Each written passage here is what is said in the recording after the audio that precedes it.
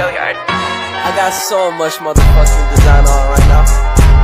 Break it down, bring it back, make it clap. I got 3 old thoughts, new guap, wear that thing. Bitches on my line, and you know. Selamat siang Ibu. Selamat siang. Gimana kabarnya Bu? Sehat.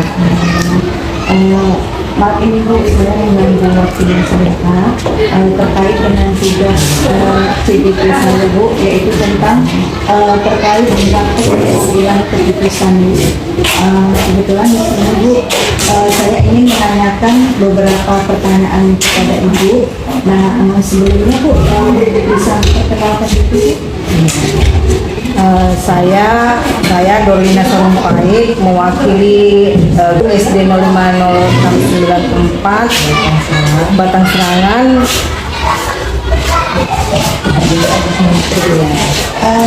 Kita mulai saja ya Bu dengan beberapa pertanyaan. Yang pertama Bu, yang ingin saya tanyakan kepada Ibu, selama ini bagaimana Ibu dapat mengidentifikasi kasus-kasus yang merupakan dilema etika atau didikan moral yang ada di sekolah Ibu? Dilema yang ada di sekolah ini ya wujudan etika juga ada, kemudian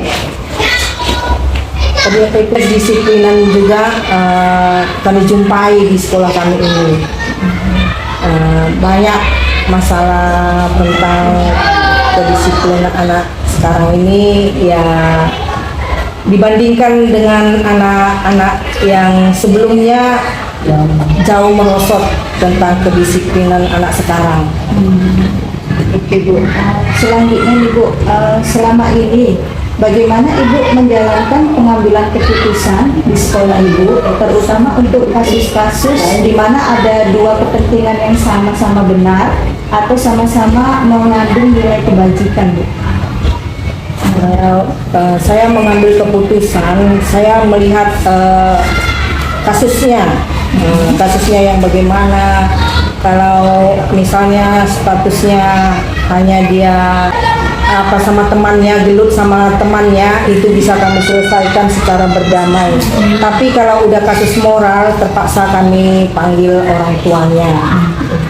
Berarti dalam arti tentang kedisiplinan siswa ya Bu ya, dalam permasalahannya dengan temannya gitu ya. Oke, selanjutnya Bu, langkah-langkah atau prosedur seperti apa yang biasa Ibu lakukan selama ini Bu dalam menyelesaikan kasus tadi Bu? Ya, anak tersebut kami panggil ke kantor, sama-sama kami bersama guru yang lain memberikan nasihat kepada anak tersebut. Lalu Bu, hal-hal apa saja yang selama ini Ibu anggap efektif dalam pengambilan keputusan pada kasus dilema etikanya Bu? Tentang kasus Ibu terhadap hal-hal apa saja gitu yang efektif gitu? Ya itu tadi, mendamaikan mereka gitu. Berarti mendamaikan siswa tadi dengan memberikan arahan supaya memberikan nasihat supaya jangan berkelanjutan di belakang atau tidak berkelanjutan di luar jam sekolah. Selanjutnya, hal-hal apa saja yang selama ini merupakan tantangan bagi Ibu ini dalam mengambil keputusan pada kasus dilema etika Ibu? Ada nggak tantangannya? Ya, tantangannya kadang ada juga. Karena moral anak sekarang etikanya udah jauh berkurang seperti yang saya katakan tadi.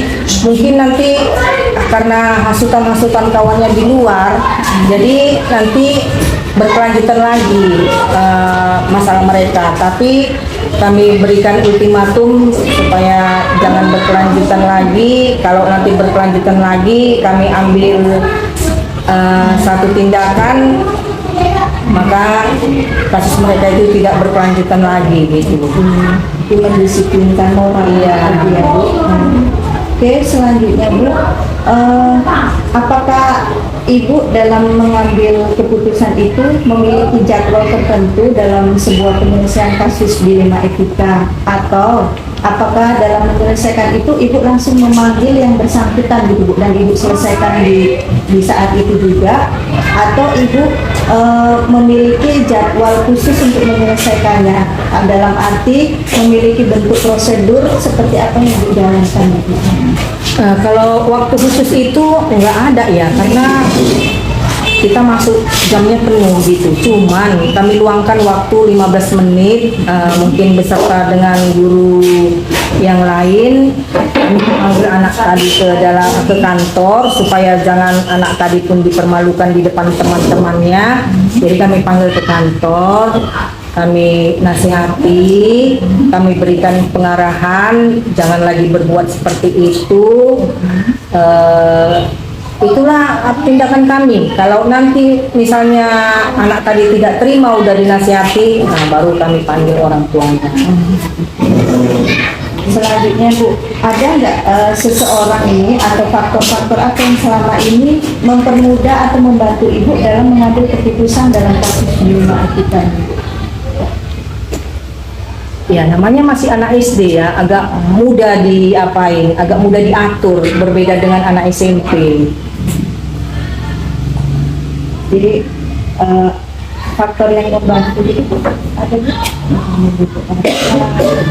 Iya, ya itu sama teman-teman ini ya. Kadang panggil guru agama kan diberikan nasihat sama guru agama. Ya, karena itu kan termasuk pelajaran moral juga ya.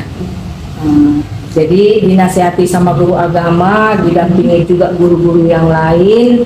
Yang mudah-mudahan anak itu bisa sadar, disertai dengan wali kelasnya. Mungkin wali kelasnya pun berperan penting dalam penyelesaian kasus ini. Ibu, berarti rekannya juga berperan ya Bu, dalam arti guru pendidikan agama dan PKN-nya Ibu bisa menghentikan moral anak tadi. Oke Bu, yang terakhir ini Bu, dari semua hal yang telah disampaikan tadi Bu, pembelajaran apa yang dapat Ibu petik dari pengalaman Ibu mengambil keputusan dilema etika ini? Pembelajaran apa yang dapat Ibu petik dari pengalaman Ibu mengambil keputusan tentang masalah dilema etika ini? Ya, dengan kita memberikan nasihat, memberikan pengarahan kepada anak-anak, disiplinnya pun akan lebih baik. Disiplin anak tadi akan lebih baik, tapi maunya jangan hanya guru yang membimbing disiplin anak tersebut. Kami mengharapkan orang tua juga berperan untuk membimbing anak tersebut di rumah. Jadi bukan mayoritas itu semua tanggung jawab kami di SD, tapi kami mengharapkan supaya orang tua membantu anaknya, mendisiplinkan anaknya di rumah sehingga kasus-kasus yang seperti ini nggak perlu lagi terjadi untuk berikutnya.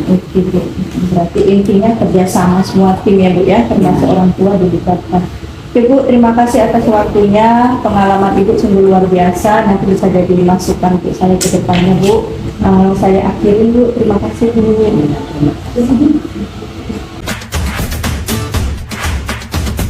Assalamualaikum warahmatullahi wabarakatuh.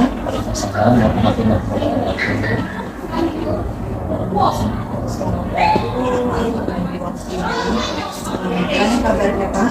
Alhamdulillah sehat. Sebelumnya bisa memperkenalkan diri. Nama saya Wal Supriyadi SPD. Di sini saya selaku Wakasek bidang kurikulum SMP Negeri 2 Padang Kuala. Nah, di sini Pak, saya ingin mengadakan wawancara kepada kepala sekolah karena kepala sekolah tidak ada di tempat.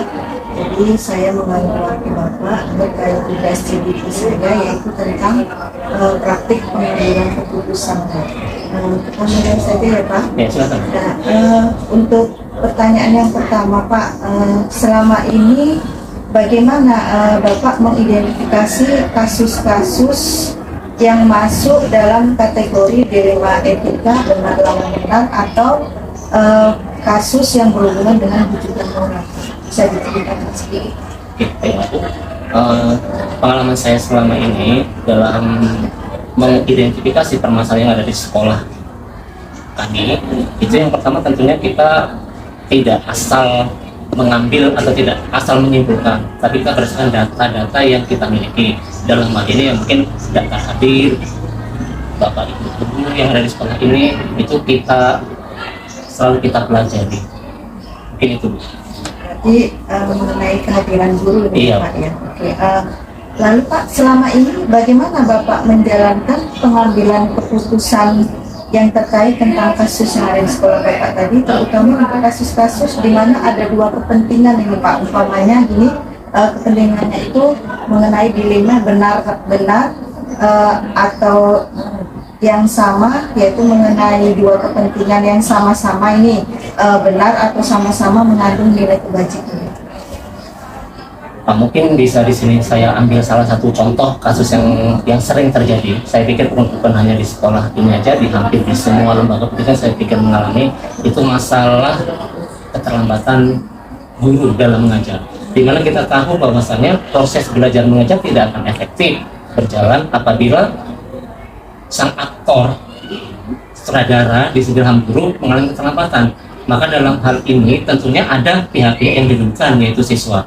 Jadi dalam mengatasi hal seperti ini tentunya kita harus mencari win-win solution, di mana kita tidak asal mengambil keputusan, kita tidak merugikan siswa, dan kita juga tidak merugikan kepentingan Bapak Ibu guru yang ada di sini.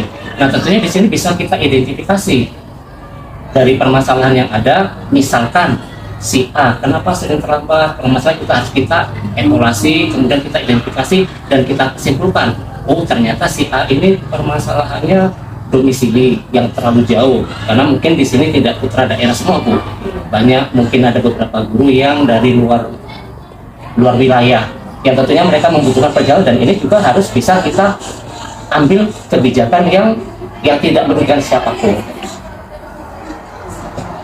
Lalu Pak, langkah-langkah atau prosedur apa yang biasa Bapak lakukan dalam penyelesaian kasus tersebut? Biasa yang kami ambil di sini, ini kita kan selalu berkoordinasi dengan kepala sekolah, kan dalam hal ini apapun ceritanya pengambil keputusan itu kepala sekolah. Maka saya juga harus berkoordinasi dengan kepala sekolah hal-hal apa yang akan diambil. Dan ini biasanya selalu kami bicarakan pada rapat awal tahun, di mana di sini tentunya kan ada kebijakan-kebijakan yang harus kita ambil dari peraturan-peraturan yang memang sudah kita adakan, yang sudah berjalan di sekolah ini. Jadi di sini selain ada peraturan, kita juga jalankan kebijakan yang mana bisa memfasilitasi ataupun bisa mengakomodir apa kepentingan Bapak Ibu guru tanpa merugikan siswa. Lalu hal-hal apa saja Pak yang selama ini Bapak anggap efektif dalam pengambilan keputusan pada kasus-kasus khususnya dilema etika?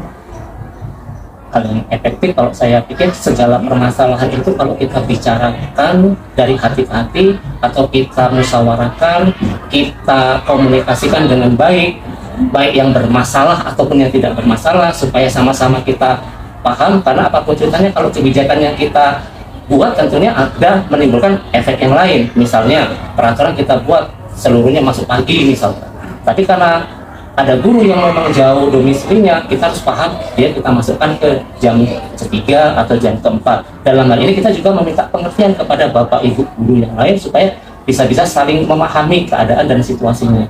Jadi saya pikir apapun ceritanya, kalau dikomunikasikan dan disosialisasikan dengan baik kepada seluruh warga sekolah, saya pikir itu sangat efektif dan tidak akan menimbulkan masalah di kemudian hari.